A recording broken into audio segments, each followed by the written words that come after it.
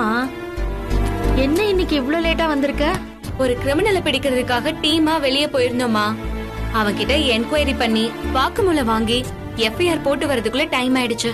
Coffee போட்டு கொடுக்கட்டுமா? வேணாமா, நாங்க வரும்போதே டீமா குடிச்சிட்டு தான் வந்தோம்.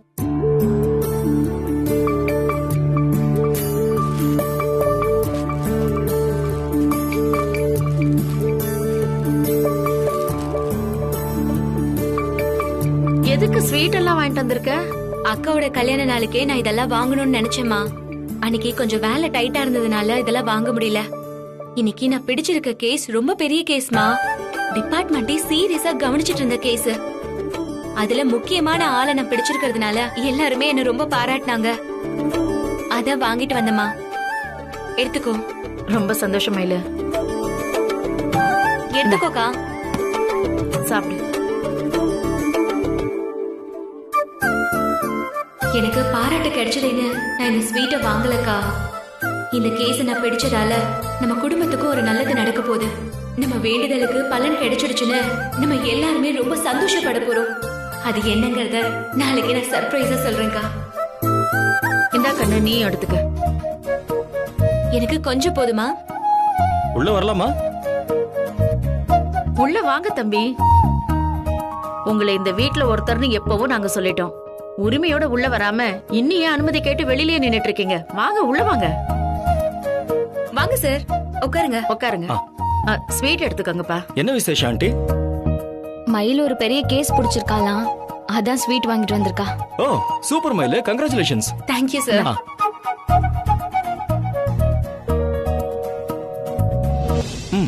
ஆண்டி, அப்புறம் லெட்டர் ஏதாவது வந்தது எனக்கு? ஆமா தம்பி, நல்ல வேளை நீங்களே கேட்டீங்க. ஏமா, சாமி படத்துக்கிட்ட வச்சிருக்கேன், போய் எடுத்துட்டு வா. சரிம்மா.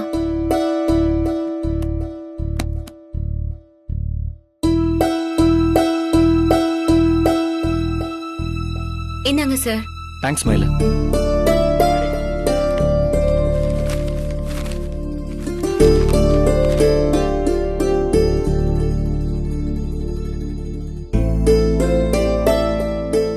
ஆண்டி, எனக்காக நீங்க எல்லாருமே இன்னொரு ஸ்வீட் எடுத்துக்கோங்க. என்ன விஷயம் தம்பி? அது வந்து ஒரு கன்ஸ்ட்ரக்ஷன் கம்பெனிக்கு வேலைக்காக அப்ளிகேஷன் போட்டிருந்தேன். அந்த கம்பெனில இருந்து இன்டர்வியூ அட்டெண்ட் பண்ண சொல்லி கூப்பிட்டிருக்காங்க என்ன.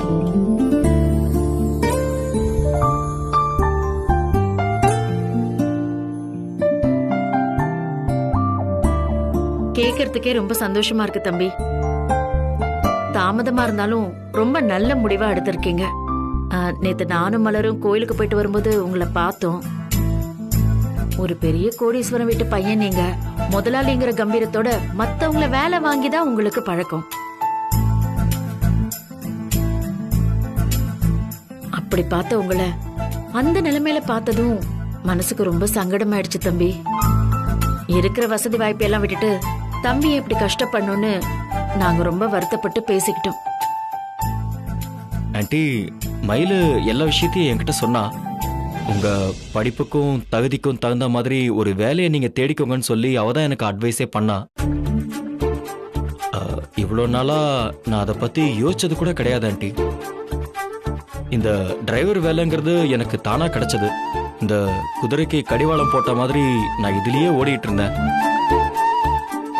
மயில் வந்து என்கிட்ட பேசினதுக்கு அப்புறமா தான் நாம செஞ்சிட்டு இருந்தது எவ்வளவு பெரிய முட்டாள்தனம்னு எனக்கு தெரிஞ்சது.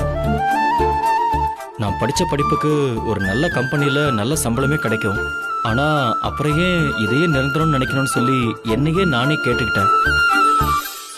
அதோட பலனாதான் இன்னைக்கு இது எல்லாமே நடக்குது. விளக்குல திரியும் எண்ணெயும் இருந்தாலும் அதை ஏத்துறதுக்கு ஒரு வத்தி குச்சி வேணும்னு சொல்லுவாங்க. என் மனசை தூண்டி விட்டு நான் இந்த முடிவை எடுக்கிறதுக்கே காரணமா இருந்தது நீங்களும் மயிலும் தான். நான் நன்றி சொல்லணும்னா அது உங்களுக்கு தான் ஆண்டி முதல்ல சொல்லணும். அதெல்லாம் எதுக்குப்பா? எல்லாத்துக்கும் ஒரு கால நேரம் வேணும்ல. உங்களுக்கு இப்பதான் நல்ல காலம் ஆரம்பிச்சிருக்குன்னு நினைக்கிறேன்.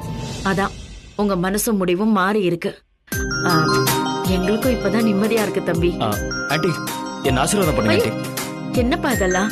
நல்லா இருங்க. உங்க தங்கமான மனசுக்கும் குணத்துக்கும் உங்களுக்கு ஒரு குறையும் வராது தம்பி. நீங்க எந்த கம்பெனிக்கு போறீங்க, என்ன வேலைன்னு எனக்கு எதுவுமே தெரியாது. ஆனா இந்த வேலை கண்டிப்பா உங்களுக்கு கிடைக்கும். ரொம்ப thanks aunty. Sir, all the best. Thank you. வாழ்த்துக்கள் sir. Thanks Malar.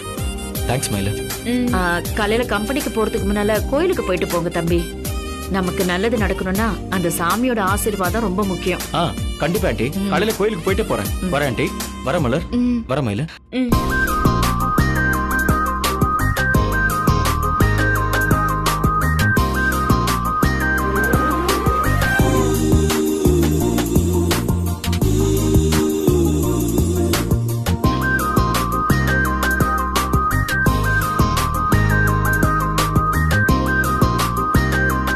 Thanks. All the best.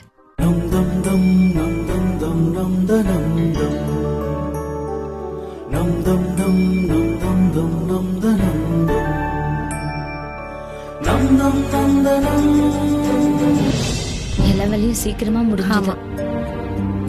அம்மா, நாளைக்கு காலையில வேலையா நீயும் அக்காவும் ரெடியா இருங்க. நம்ம கோயிலுக்கு போகணும். இப்படிதான் அன்னைக்கு கோயிலுக்கு போலான்னு சொல்லிட்டு நீ பாட்டுக்கு வேலை வந்துருச்சுன்னு ஸ்டேஷன் கிளம்பி போயிட்ட. இப்ப என்ன திடீர்னு கோயிலுக்கு போகணுங்கிற? காரணம் இருக்குமா. நாளைக்கு என் கூட வரும்போது உங்களுக்கே தெரியும். தெரியலடி.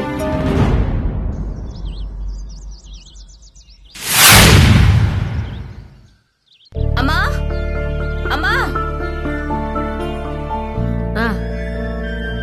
என்னம்மா காலையிலே கோயிலுக்கு கிளம்பணும்னு சொன்னா நீ கிச்சன்ல என்ன பண்ணிட்டு இருக்க? இன்னும் கிளம்பாம? இல்லம்மா, கோயிலுக்கு போயிட்டு வந்து சமைக்கிறதுக்கு நேரம் ஆயிடும். அதான் இப்பவே சமைச்சு வச்சுட்டு கிளம்பலான்னு. நான் புடவை மாத்திட்டு வந்தேன்னா கிளம்ப வேண்டியதான். சரி, சீக்கிரம் போயிட்டு நீ வந்துரு. ஆட்டோ இப்ப வந்துரும். சரி அக்கா. நான் எப்பவும் ரெடி ஆயிட்டேன் மயிலு. சரிக்கா. என்னம்மா என்னையே பாத்துட்டு இருக்க? புடவை மாத்தாம? இல்ல, எப்பவும் நானும் மலரும் தான் கோயிலுக்கு பரபரப்பா கிளம்புவோம். நீ சில சமயத்துல வருவ, இல்லன்னா டியூட்டி இருக்குன்னு கிளம்பி போயிருவ. ஆனா எப்பவும் இல்லாத அதிசயமா நீயே கோயில் போறதுக்கு இவ்ளோ துடிப்பா இருக்கன்னு பார்த்தேன். அப்படி என்ன விசேஷம்? அங்க போனது தெரிஞ்சுப்பீங்கன்னு நான் தான் சொன்னேன்லம்மா. காலையில வரைக்கும் பொறுத்துக்கிட்டீங்க, இன்னும் கொஞ்ச நேரம் பொறுத்துக்க மாட்டீங்களா? அம்மா, ஆட்டோ வந்துருச்சு. 2 நிமிஷம் வெயிட் பண்ண சொல்றேன். அதுக்குள்ள நீ போய் புடவை மாத்திட்டு வந்துரு. சரி, வந்துடுறேன். அக்கா வா போலாம்.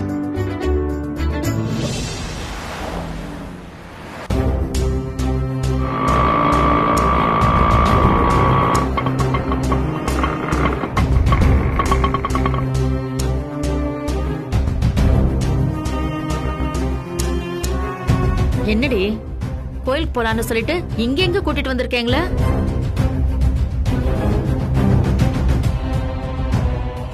மயிலு, இது சென்ட்ரல் ஜெயில் தானே? இங்க எதுக்கு எங்களை கூட்டிட்டு வந்த? ஓ, மாமாவுக்கு ஏதாவது பிரச்சனையா? ஏண்டி அமைதியா இருக்க? இவ கேக்குறதுக்கு பதில் சொல்லு. திடீர்னு எதுக்கு எங்களை இங்க கூட்டிட்டு வந்திருக்க? மாப்பிள்ளைக்கு ஏதாவது ஆயிடுச்சா? டென்ஷன் ஆகாதீங்கம்மா, கொஞ்ச நேரம் அமைதியா இருங்க.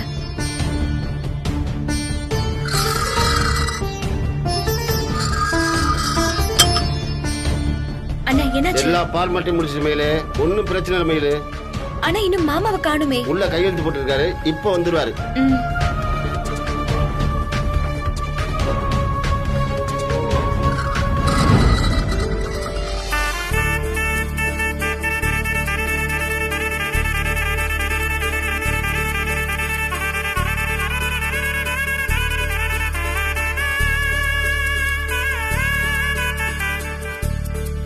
மலரு,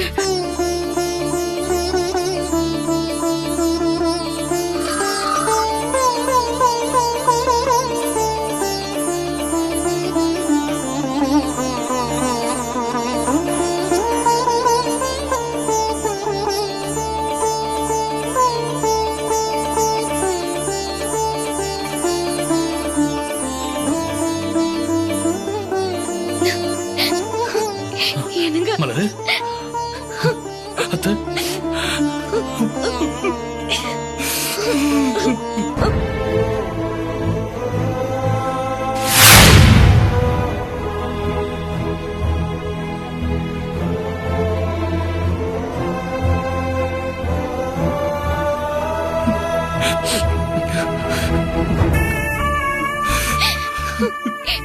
என்னங்க இது? குழந்தை மாதிரி அழாதீங்க, பார்க்கவே கஷ்டமா இருக்குங்க.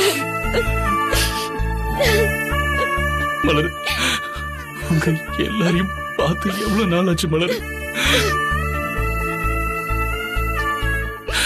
நான் ஜெயில இருக்கிறப்ப நீங்க யாருமே என்ன பார்க்க வரல. கோபத்துல நீங்க எல்லாரும் என்ன வெறுத்துட்டீங்கன்னு புரிஞ்சுது. திரும்ப உங்க எல்லாரையும் பாப்பேன்னு எனக்கு நம்பிக்கை இல்லை மலர். அந்த வாய்ப்பு கூட கிடைக்காம என் வாழ்க்கை ஜெயிலே முடிஞ்சு போயிருமோன்னு நினைச்சேன். எனக்கு உங்க மேல கோபம் இருந்தது உண்மைதாங்க. ஆனா நான் உங்களை பார்க்க வராததுக்கு அது காரணம் இல்லைங்க. முதலாளி பையனா வசதியா பார்த்த உங்களை இந்த நிலைமையில பாக்குற சக்தி எனக்கு இல்லைங்க.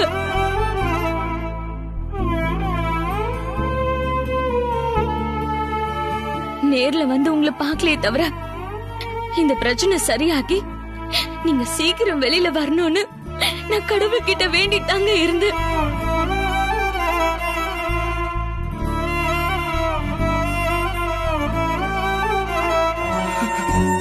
இவ மட்டும் இல்ல மாப்பிள்ள, நாங்க எல்லாருமே உங்களுக்காக வேண்டிக்காத நாளே இல்ல. ஏதோ கெட்ட நேரம் வழி தவறி போயிட்டீங்க. அத புரிஞ்சுக்கிட்டு நீங்க பழைய மாதிரி திரும்பி வரணும்னு நாங்க எல்லாருமே ஆசைப்பட்டோம். கடவுள் இந்த விஷயத்துல இவ்ளோ சீக்கிரம் கண்ணை திறப்பாருன்னு நாங்க யாருமே நினைக்கல மாப்பிள்ள. இல்லத்த, நானும் எதிர்பார்க்கலத்த. இந்த மாதிரி கேஸ்ல வெளியில வர்றதுக்கு ரொம்ப வருஷம் ஆகும்னு சொல்லுவாங்க. ஏதாவது ஒரு அதிசயம் நடந்து சீக்கிரம் வெளியில போயிட மாட்டோமான்னு ஒவ்வொரு நாளும் நான் துடிச்சிட்டு தான் இருந்தேன். இந்த கேஸ்ல என்ன நடக்குது, எனக்கு என்ன தண்டனை கிடைக்க போகுது எதுவுமே தெரியல. திடீர்னு நீ விடுதலை போறன்னு வாழ்ந்து வந்து சொன்னதும் என்னால நம்பவே முடியல. இதெல்லாம் கனவா இல்ல நிஜமானு இப்ப கூட எனக்கு குழப்பமா தான் இருக்கு. நீங்க இன்னைக்கு வெளியில வர்றது எங்களுக்கு கூட தெரியாதுங்க. மயிலு எதுவுமே சொல்லாம தான் எங்களை இங்க கூட்டிட்டு வந்தா.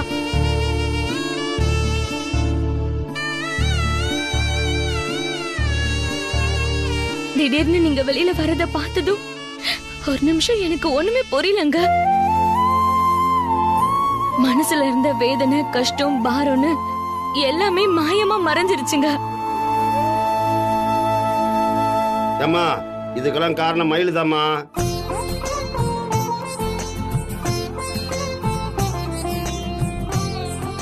உன் புருஷன் போதை பொருள் கும்பல்கிட்ட மாட்டிக்கிட்டு இருந்தால, அந்த போதை பொருள் முக்கியமான தலைவனை நம்ம மயிலு தான் அரெஸ்ட் பண்ணது.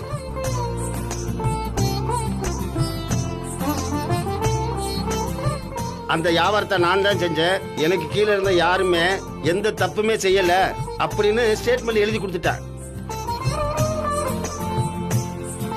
அவன் கொடுத்த வாக்குமூலத்துல தான் உன் புருஷன் நல்லவனை விடுதலை பண்ணிட்டாங்க.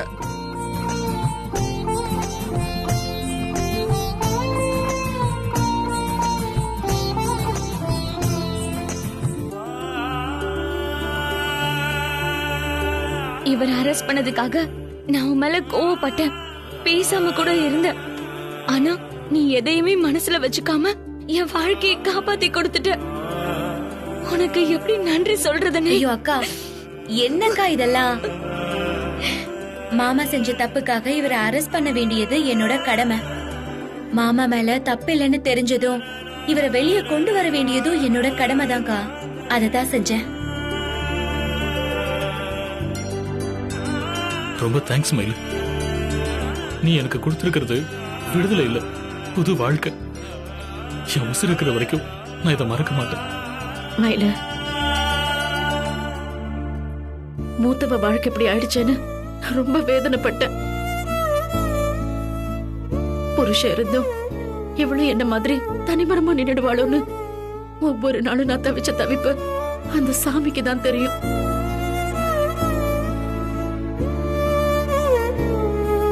ஏற்கனவே என் கனவை நிறைவேத்த ஓடிக்கிட்டு இருக்க தங்கம், உன் மேல இந்த பாரத்தையும் ஏத்த நான் விரும்பல.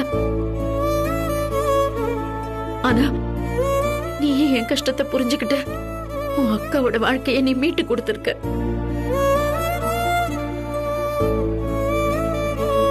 ஒரு அம்மாவா நான் செய்ய வேண்டியது நீ செஞ்சிருக்க மயிலு. ரொம்ப சந்தோஷம்மா, ரொம்ப சந்தோஷம்.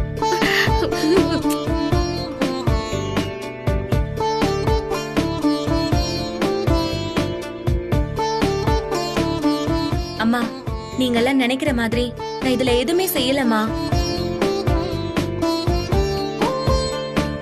எல்லாத்துக்குமே கஜா மனுஷனா மாறினதுனால மட்டும்தான் என்னால மாமாவை வெளியே கொண்டு வர முடிஞ்சது. நம்ம எல்லாருமே கஜாவுக்கு தான் நன்றி சொல்லணும். ஏம்மா, கஜாவுக்கு நன்றி சொல்றது, கடவுளுக்கு நன்றி சொல்றது, இதெல்லாம் வீட்டுல போய் வச்சுக்கோங்க. தேயிலுக்கு முன்னாடி பேசிட்டு இருக்காங்க. இங்க பாருங்க, அந்த ஆட்டோல 2 பேர் ஏறுங்க, நான் வந்த ஆட்டோல 2 பேர் ஏறி போங்க. பேசிட்டு இருக்காங்க, முதல்ல கிளம்புங்க. நான் அப்படியே ஸ்டேஷனுக்கு போயிடுறேன். போங்க மாப்பிள்ள. வாங்க மாமா.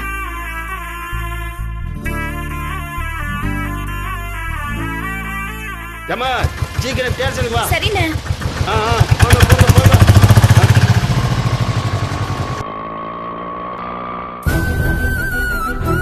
நம்ம பொண்ணு மலரோட வாழ்க்கையை பற்றி இனிமேல் நீ கவலைப்பட வேணாம் சுசீலா. இதே மாதிரி உன்னோட எல்லா பிரச்சனையும் நான் சரி பண்ணி உன்னை நான் சந்தோஷப்படுத்துவேன். உன்னையும் நம்ம பொண்ணுங்களையும் இனிமேல் நான் அழவிடவே மாட்டேன். சாமிக்கு முன்னாடி நான் செஞ்சு கொடுத்த சத்தியத்தை என் உசிரை கொடுத்தாவது நான் காப்பாற்றுவேன்.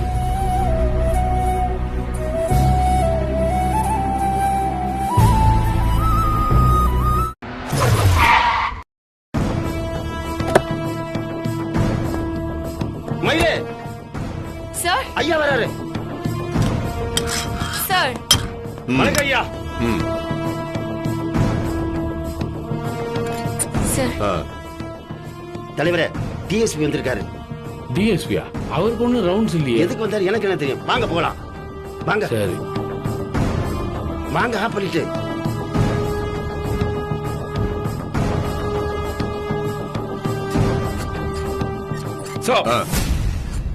முன்னாடி இன்ஃபார்ம் பண்ணாம எதுக்கு வந்திருக்கீங்கன்னு யோசிக்கிறியா குருமூர்த்தி?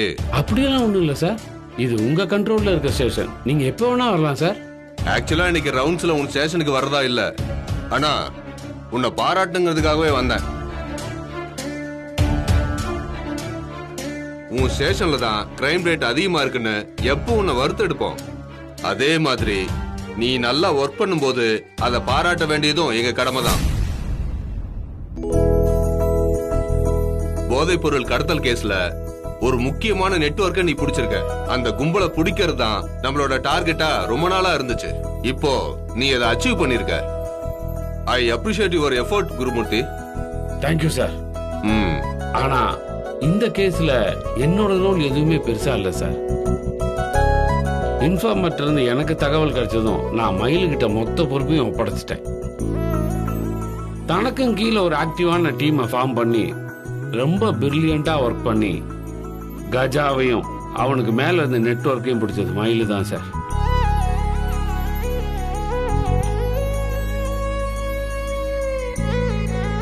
சோ உங்க மொத்த பாராட்டும் மயிலுக்கு தான் சார் போய் சேரணும். சாரோட கைடன்ஸ் இல்லாம என்னால இந்த கேஸை முடிச்சிருக்கவே முடியாது சார். சாரோட எக்ஸ்பீரியன்ஸ் தான் எங்களுக்கு பெரிய உதவியா இருந்துச்சு. சீனியர்ஸோட வழிகாட்டல்கள் எப்பவுமே இருக்கும் மயிலு. ஆனா அதை யூஸ் பண்ணிக்கிட்டு எப்படி நாம ஒரு கேஸ சக்சஸ்ஃபுல்லா முடிக்கிறோங்கிறதா முக்கியம்.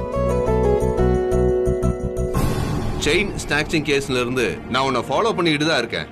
நீ ஒரு சாதாரண கான்ஸ்டபிளா இருந்தாலும் பெரிய பெரிய கேஸ் எல்லாம் நீ ஸ்மார்ட்டா ஒர்க் பண்ணி முடிச்சு கொடுத்திருக்க. என்னோட எக்ஸ்பீரியன்ஸ்ல ஒரு கான்ஸ்டபிளா இருக்கிற ஒருத்தர் இந்த அளவுக்கு பெர்ஃபார்மன்ஸ் பண்ணி நான் பார்த்ததே இல்ல. Thank you so much sir. ஒவ்வொரு வருஷமும் நிறைய கான்ஸ்டபிள்ஸ் நம்ம டிபார்ட்மெண்ட்டுக்கு வர்றாங்க. ஆனா ஆர்வமும் திறமையும் துடிப்பும் இருக்கிற உன்ன மாதிரி கான்ஸ்டபிள் கிடைக்கிறது ரொம்ப அபூர்வம். இந்த ஸ்டேஷனுக்கு மட்டும் இல்ல, நம்ம டிபார்ட்மெண்ட்டுக்கும் நீ பெரிய பெருமையும் மரியாதையும் சேர்த்திருக்க.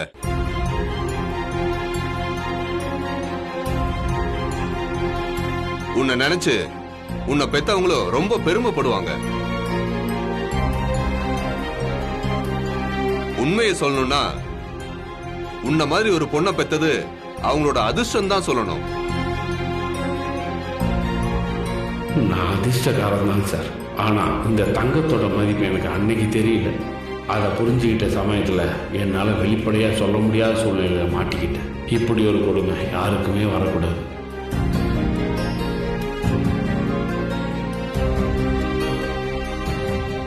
என்ன குருமூர்த்தி, அமைதியாவே இருக்க? நான் சொன்னதெல்லாம் உண்மைதானே? ஆமா சார். மயிலால இந்த ஸ்டேஷனுக்கு கௌரவம், பெத்தவங்களுக்கு சந்தோஷம் சார்.